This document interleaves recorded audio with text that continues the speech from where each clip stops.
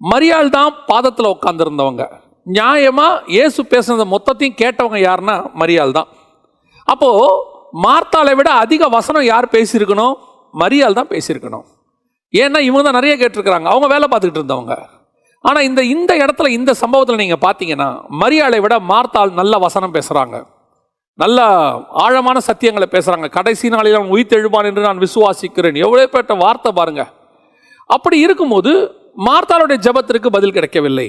ஆனால் மரியாள் ஒன்றும் பேசவில்லை. அதான் ஒரே ஒரு பிரேயர் தான். நீங்கள் இருந்திருப்பீங்கன்னா ஆண்டவரே அவன் மரிச்சிருக்க மாட்டான். அப்போது ஏன் மரியாளுடைய பிரேயருக்கு பதில் கிடைச்சிச்சு? இந்த இடத்துல நல்லா கவனிச்சு பார்த்தீங்கன்னா மார்த்தாளுக்கும் அந்த பிரேயர் இருக்குது.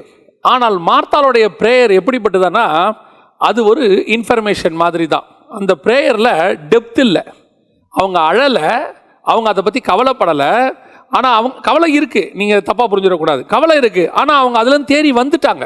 ஒரு ப்ரேயர் ரெக்வஸ்ட் இருந்துச்சு. நீங்கள் இருந்திருந்தீங்கன்னா அவன் செத்துருக்க மாட்டான், ஆண்டவரே இப்போ செத்துட்டான், சரி பரவாயில்ல, இவங்க அடுத்த ஸ்டேஜுக்கு வந்துட்டாங்க.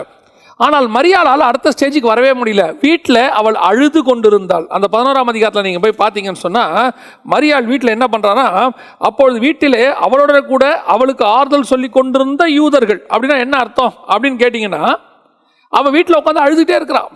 லாசருடைய மரணத்திலிருந்து அவள் இன்னும் வெளியே வரலை. இந்த இடத்துலேருந்து தான் அந்த பிரேயர் வருது.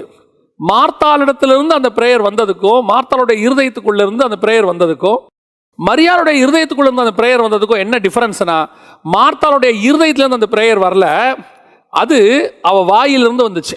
நீங்கள் இருந்திருப்பீங்கன்னா அவன் செத்துருக்க மாட்டான், ஆண்டவரே பரவாயில்ல, நவ் ஐம் ஓகே, நான் தேறிட்டேன், நான் உயிர்த்தெழுத நாள்லேருந்து அதை நான் பெற்றுக்கொள்கிறேன், பரவாயில்லங்கிற இடத்துக்கு அவங்க அடுத்த ஸ்டேஜுக்கு வந்துட்டாங்க. ஆறுதல் அடைந்து விட்டார்கள்னு சொல்லலாம். ஆனால் இன்னும் மரியாளால் ஆறுதல் அடைய முடியவில்லை. மரியாள் பேசுகிறாங்க, ஒரு வார்த்தை இயேசு பேசலை. அடுத்த வார்த்தை கேட்குறாரு, அவனை எங்கே வைத்தீர்கள்? இதுதான் ஒரு பிரேயருடைய மிக முக்கியமான விஷயம்.